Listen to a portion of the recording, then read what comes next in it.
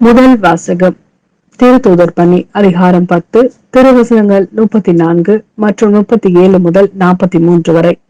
அப்போது பேதுரு பேசத் தொடங்கி, கடவுள் ஆள் பார்த்து செயல்படுவதில்லை என்பதை நான் உண்மையாகவே உணர்கிறேன். திருமுழுக்கு பெறுங்கள் என்று யோவான் பறைசாற்றிய பின்பு கலிலேயா முதல் யூதேயா முழுவதிலும் நடந்தது உங்களுக்கு தெரியும். கடவுள் நாசரேத் இயேசுவின் மேல் தூய ஆவியாரின் வல்லமையை பொழிந்தருளினார்.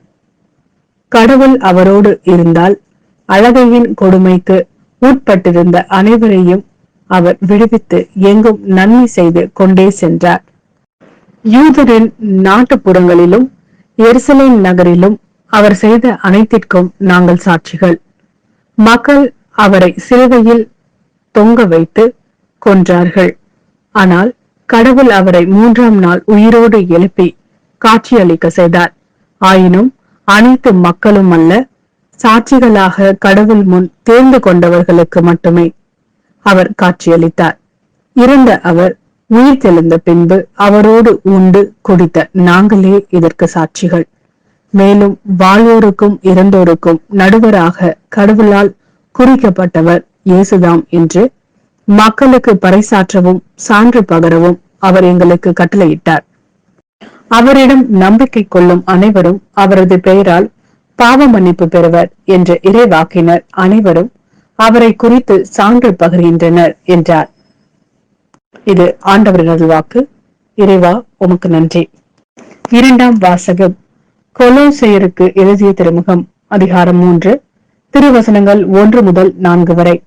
நீங்கள் கிறிஸ்துவோடு உயிர் பெற்று எழுந்தவர்களானால் மேலுலகு சார்ந்தவற்றை நாடுங்கள். அங்கு கிறிஸ்து கடவுளின் வலப்பக்கத்தில் அமர்ந்திருக்கிறார். இவ்வுலகு சார்ந்தவை பற்றி அல்ல, மேலுலகு சார்ந்தவை பற்றியே எண்ணுங்கள். ஏனெனில் நீங்கள் கிறிஸ்துவோடு இருந்து விட்டீர்கள்.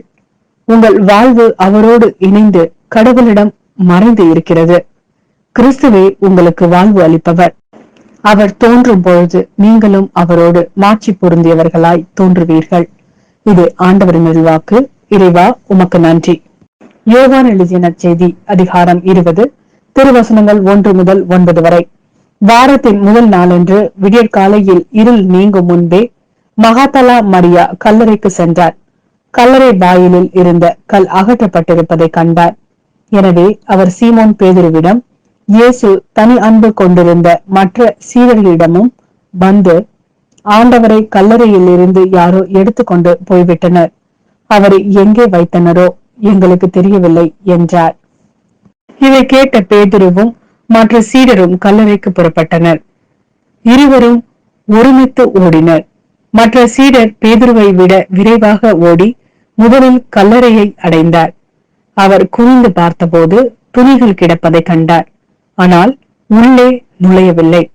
அவருக்கு பின்னாலேயே சீமோன் பேதுருவும் வந்தார். நேரே அவர் கல்லறைக்குள் நுழைந்தார்.